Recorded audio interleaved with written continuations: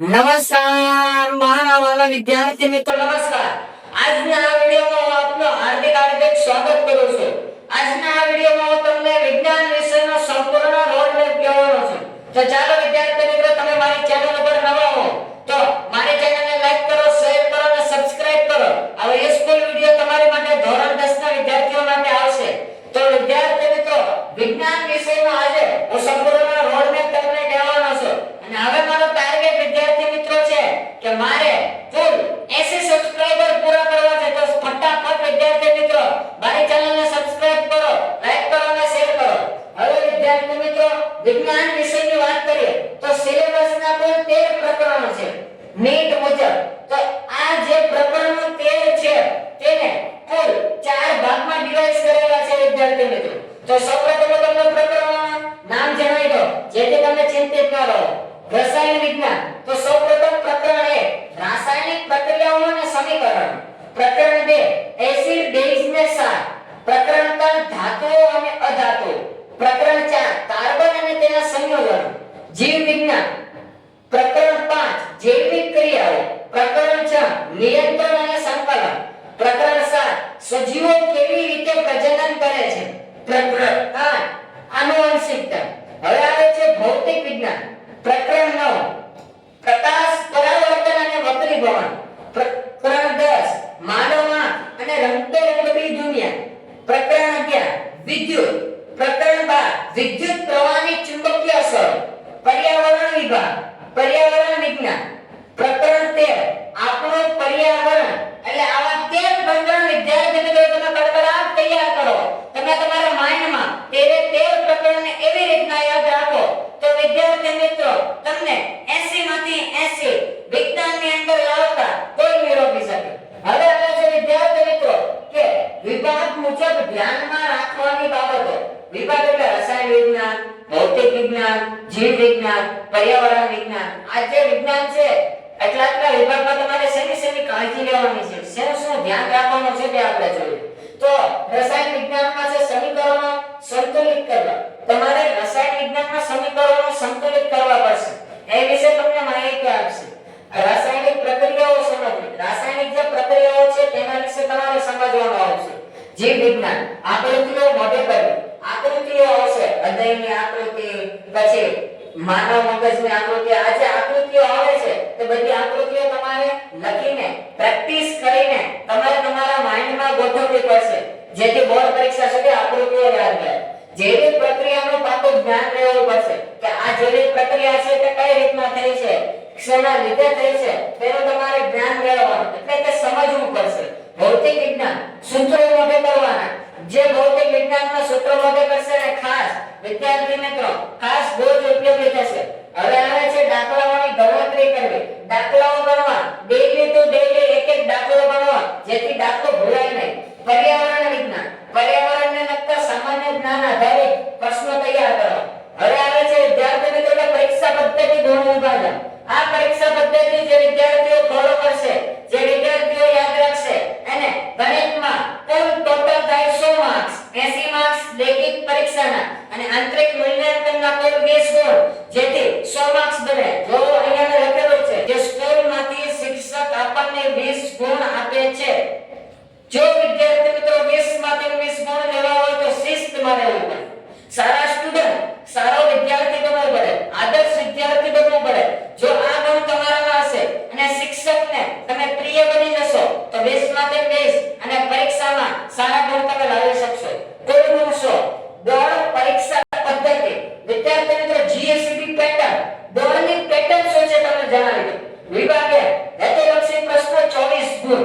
હેતુલક્ષી ખાલી જગ્યા, ખરા ખોટા, એક વાક્ય જે આવે છે તે બધું હેતુલક્ષીમાં તમને પૂછાશે.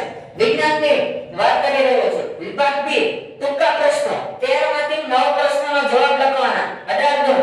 વિદ્યાર્થી મિત્રો ખૂબ જ સરળ અને સારી જીએસસીબી પેટર્ન છે. આ પેટર્ન વિદ્યાર્થી મિત્રો તમે ફોલો કરો, આ પેટર્ન મુજબ તૈયારી કરો તો મારા વાલા વિદ્યાર્થી તારા માર્ક્સ કેમ ન આવે. અને તો આત્મવિશ્વાસ અને મહેનત સાથે તૈયારી કર તો તારા માર્ક્સ કઈ રીતે ન આવે અને તને સફળતા કઈ રીતે ન મળે. વિદ્યાર્થી મિત્રો તમારામાં એવી હિંમત હોવી પડે, એવો આત્મવિશ્વાસ હોવો પડે કે મેં તૈયારી કરી છે એટલે મારા માર્ક્સ આવશે. હવે આવે છે વિભાગ સી ટૂંકા પ્રશ્નો. 9 માંથી 6 પ્રશ્નોના જવાબ 18 ગુણ. વિભાગ બી વિસ્તૃત પ્રશ્નો 8 માંથી 5 પ્રશ્નોના જવાબ 20 ગુણ. એટલે ટોટલ થયા 80. 80 માંથી 80 લાવવા ને શું કીધું? મહેનત કરવી પડે. હવે આવે છે વિદ્યાર્થી મિત્રો વિજ્ઞાન વિષયમાં સફળતા માટે શું કરવું? વિજ્ઞાન વિષયની અંદર તમારે સફળતા લેવી હોય તો મેં મારી જાતે સ્ટેપ બનાવ્યા છે. જો તમે જે સ્ટેપ ફોલો કરશો તો બોર્ડ પરીક્ષામાં ચોક્કસ વિજ્ઞાન વિષયમાં તમને સફળતા મળશે. હવે આવે છે પહેલું નિયમિત વાંચન રાખો. વિદ્યાર્થી મિત્રો નિયમિત વાંચન રાખો. પરીક્ષામાં સુધી તમારે 1 કલાક 2 કલાક એવી રીતના વધારો અને વિજ્ઞાન વિષયમાં તમે વાંચન વધારો. હવે આવે બીજું નિયમિત પુનરાવર્તન. પુનરાવર્તન કરો. તમે જે કાર્ય કર્યું છે તેનું પુનરાવર્તન કરો. હવે ત્રીજું છે સૂત્રોનો ચાર્ટ તૈયાર કરો. સૂત્રોનો ચાર્ટ તૈયાર કરીને તમે જે ભણવા બેસો અથવા તમારું સ્ટડી ટેબલ હોય ત્યાં બનાવીને ચિપકાવો અને દરરોજ 5 થી 6 સૂત્રો મોઢે કરવાની આદત પાડો.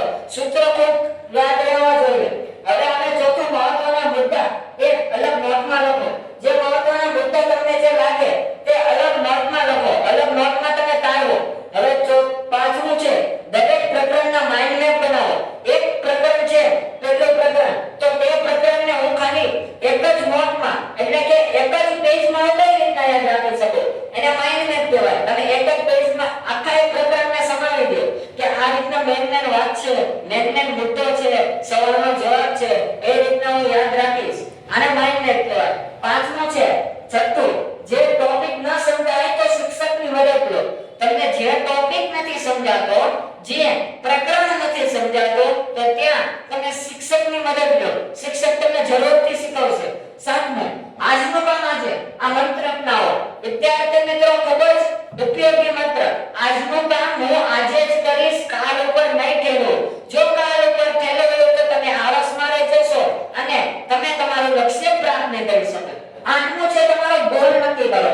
વિદ્યાર્થી મિત્રો તમારો ગોલ નક્કી હોવો જોઈએ કે મારે કયો ગોલ વિજ્ઞાનમાં રાખવો. એટલે કે મારે વિજ્ઞાનમાં કેટલા માર્ક્સ લાવવા, વિજ્ઞાનમાં કેટલા ટકા લાવવા. મારે વિજ્ઞાનમાં 80 માંથી 80 કે 80 માંથી 75, 80 માંથી 60. તમારો જે ગોલ હોય તે નક્કી કરો.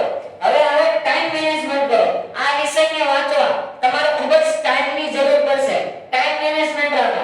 10મું સમીકરણોને સંતુલિત કરવા ભૂલ ન કરશો. સમીકરણને સંતુલિત કરવા કોઈ દિવસ ભૂલ નથી કરવાની. હવે 11મું દાખલામાં એકમ લખવાની ભૂલ ન કરો. તમે જ્યારે દાખલો ગણો છો ત્યારે એકમ લખવાની ભૂલ ન કરો. હવે 12મું દાખલાઓની રોજ ગણતરી કરો. મેં કીધું ને ડેઈલી એક દાખલો ગણવાની તમે પ્રેક્ટિસ પાડો. 13મું દરેક સવાલના જવાબને સમજો. દરેક જે સવાલનો જવાબ છે એને તમે સમજો, એની પાછળ વૈજ્ઞાનિક કારણ સમજો. આકૃતિઓ દોરો છો તો આકૃતિઓનું કઈ રીતના સ્ટેપ આવે છે તે સમજો. ખૂબ જ કાળજી સાથે આ વિષયને તમે યાદ રાખશે. ગણિત સાથે ગમ્મત કરીને, ગણિત નહીં પણ વિજ્ઞાન સાથે એકદમ સારી રીતે તમે એની સાથે અભ્યાસ કરશો તો વિદ્યાર્થી મિત્રો ચોક્કસથી તમે વિજ્ઞાનમાં સારા માર્ક્સ લાવી શકશો. હવે આવે છે નક્કી કરો કે મેં કરેલો વિજ્ઞાન વિષયનો ટાર્ગેટ પૂરો કરવા હું ખૂબ જ મહેનત કરીશ. વિદ્યાર્થી મિત્રો આ મહેનત કરવામાં તમારો એકનો હાથ નથી હોતો, તમારા માતા-પિતાનો પણ હાથ હોય છે. જ્યારે તમારા માતા-પિતા એકલા હોય ને મારા દોસ્ત, ત્યારે તમારા સપનાઓને સાકાર કરવા કેટલી મહેનત કરવી ને એના વિશે વિચારતા હોય છે. ક્યારેક એમને પૂછે કે હે મમ્મી, હે પપ્પા, મારા સપના પૂરા કરવા તમે કેટલી મહેનત કરો છો? ત્યારે તમારા પપ્પા અને મમ્મી કહેશે બેટા તારે જે વસ્તુ જોઈએ છે ને એ અમે તને પૂરતા સમયે મળી રહે ને એના માટે અમે મહેનત કરીએ છીએ. તો અત્યારે તારું 10મું છે ને બેટા, તારે જ્યારે પણ અમારી જરૂર પડે, જ્યારે પણ તને મુશ્કેલી આવે ને ત્યારે સીધું તમારી પાસે આવજે, અમે તને મુશ્કેલીમાંથી દૂર કરીશું. તમે તમારા માતા-પિતા ઉપર ભરોસો રાખો દોસ્ત. જીવનમાં માતા-પિતા હશે ને તો જ તમે છો. યાદ રાખજો, માતા-પિતા સિવાય તમે પણ નથી. હવે આવે છે 15મું બ્લુપ્રિન્ટ ને સમજો અને બ્લુપ્રિન્ટ આધારિત તૈયારી કરો. બ્લુપ્રિન્ટ ને સમજો. કયા પ્રકરણ કેટલા વેઇટેજમાં છે, કયા વેઇટેજમાં સૌથી વધારે છે એની તૈયારી કરો. હવે પછી ઈ છે જુઓ, વધારે માર્ક્સ વાળા પ્રકરણને પહેલા તૈયાર કરો. હવે આવે સેક્શન મુજબ તૈયારી એટલે વિભાગ A B C D છે તેમાં વિભાગ D પહેલા કરો, પછી C કરો, પછી B અને પછી A કરો. આ પેટર્ન તમે નીચેથી નાનેથી મોટેથી તમે નાને જશો એટલે તમને ખૂબ જ સરળ રહેશે. હવે આવે છે આત્મવિશ્વાસ સાથે મહેનત સાથે તૈયારી કરો, તમને તમારું ધારેલું પરિણામ મારા દોસ્ત વિજ્ઞાન વિષયમાં મળશે. વિજ્ઞાન ગોખવાનો વિષય નહીં, સમજવાનો વિષય છે.